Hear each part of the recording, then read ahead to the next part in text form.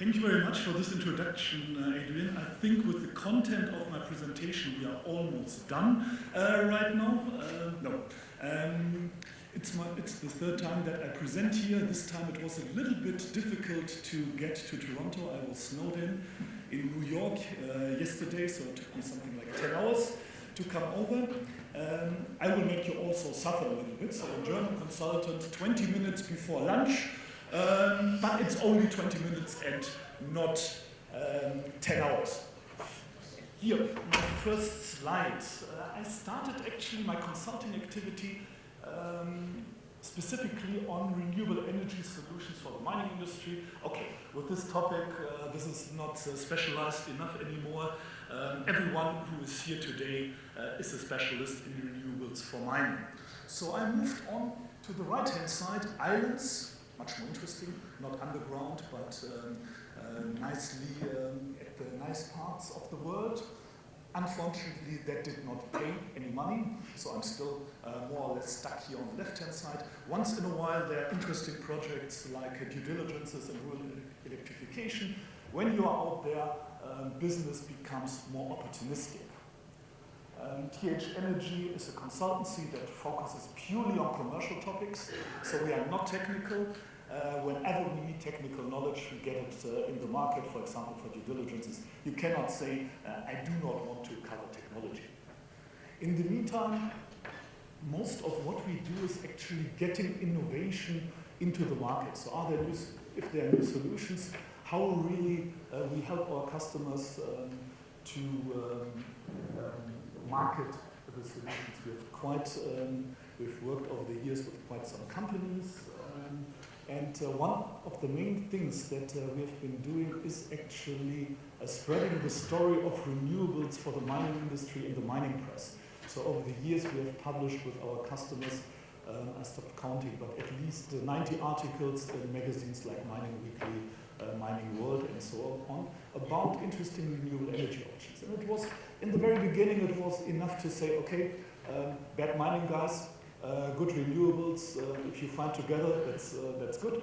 Over the years, of course, this needed to be developed, and obviously it is not as black and white.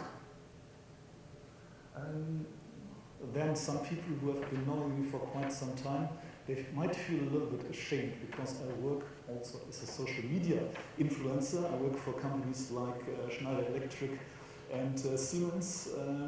So there I have to do I do short videos in the end, positioning executives of these players, having a chat with them.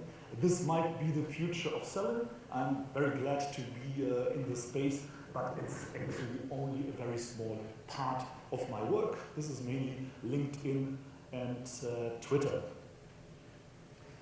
Most of the people who know me rather for things like this. So charts, tracking a little bit the development of the market. The focus from the beginning on has been on solar and wind. Why hydro right now? That's a good question. Everyone talks about hydrogen, the fancy stuff, and right now the Asian consultant from Germany comes with hydro. For me it started also as a very opportunistic way. Last year I was approached actually by an agency which I think mixed up hydro and hybrid.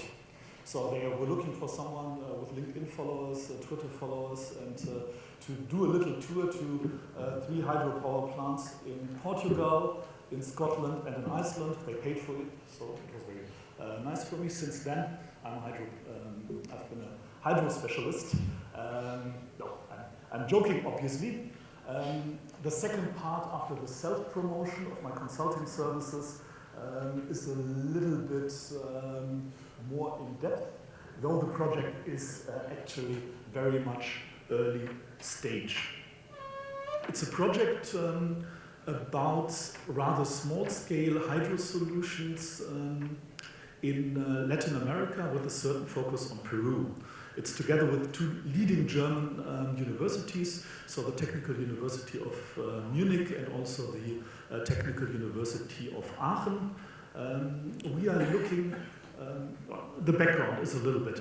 Solar is great, wind is great, mainstream probably you find more opportunities for these technologies. But then there are very specific framework conditions where hydro definitely makes much sense. And hydro has been around in mining for many years, also for remote areas. So there are projects in South America, there are quite some projects in Africa where hydro has been applied in the mining sector. But due to this hype around solar and wind, actually hydro is a little bit the forgotten resource regarding electrifying remote mines. It's a research project, so it started something like 6 months ago.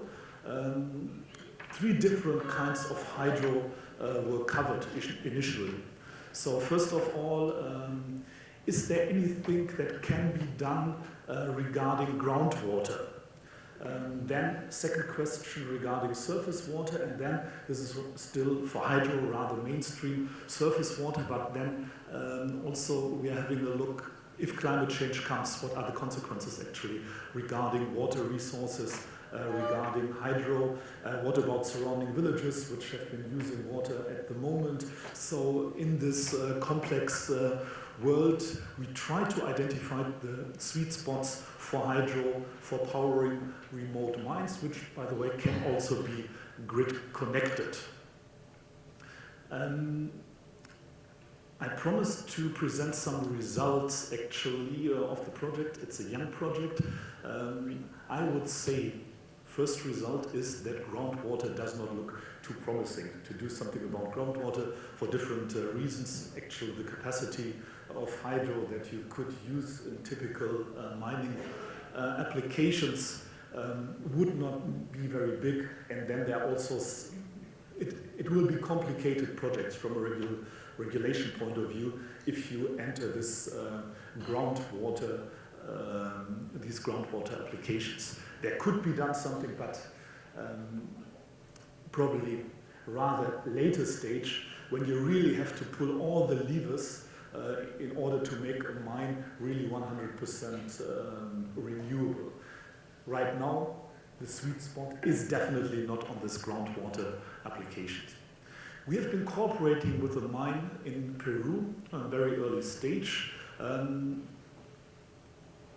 So I try to excuse myself right now because I entered a little bit later into the project. Within the project, we have found out that this mine is not fully representative. So it's a 3-year project, research project. So we are still, by the way, looking for mining companies that have operations in Peru.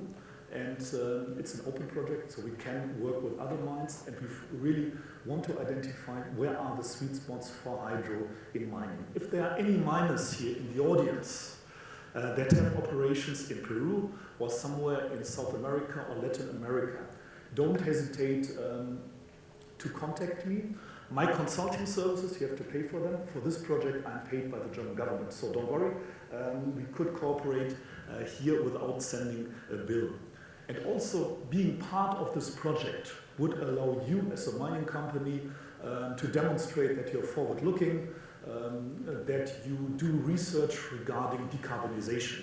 And I could use, for example, also my social media activities and what we do on the promotional side to make sure, if you participate in this project, that the world knows about it afterwards. So, if there is anyone in the room, please feel free to contact me after this presentation.